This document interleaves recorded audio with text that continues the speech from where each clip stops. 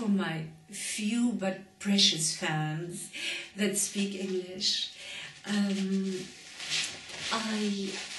2012 was a very, very difficult year for me. So was 10 and 11 actually, but it sort of culminated and also it sort of exploded. But in this bursting of structures, I found new ways, and I want to thank everybody who's helped me.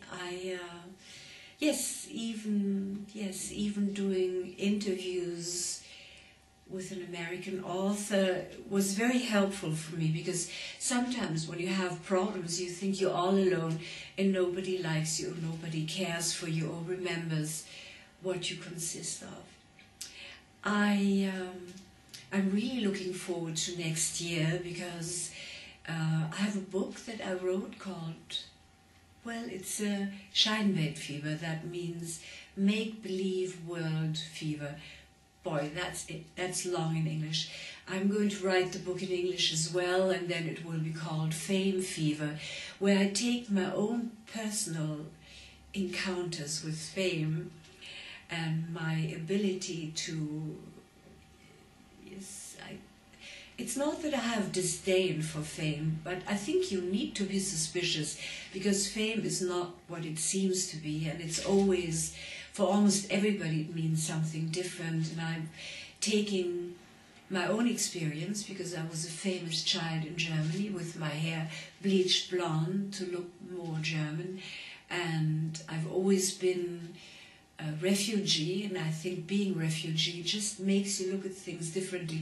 Maybe that's why I have sympathies with refugees, generally speaking.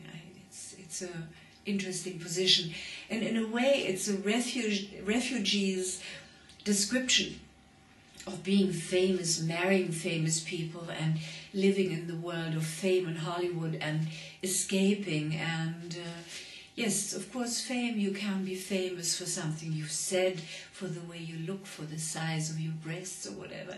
It just, a variety of things can make you, for killing people.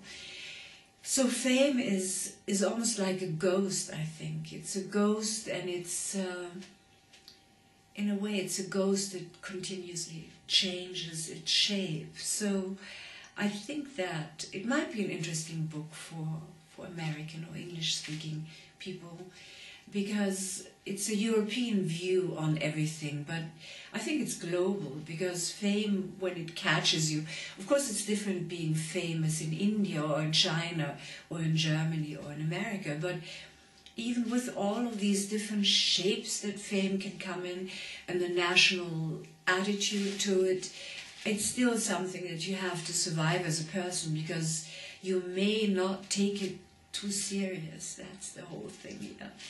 So I'm going to publish my book. It's going to be published in January, and I do a lot of readings, and then I think by summer I'll have the English version finished. And yes, we'll see if I'd love to do a book in English. That would be really great for me.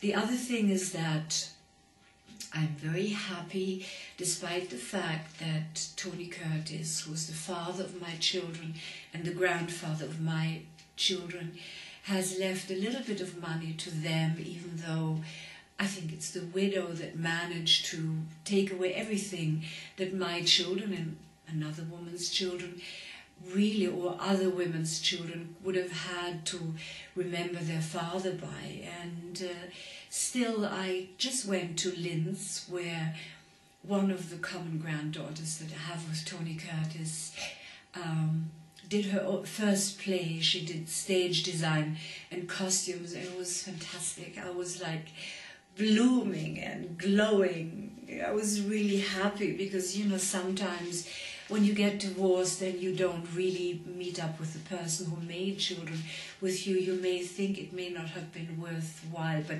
I think it was, and I really appreciate Tony having children with me, and all the presence that we put into these children, the talent, the sweetness, the vulnerability, and the strength.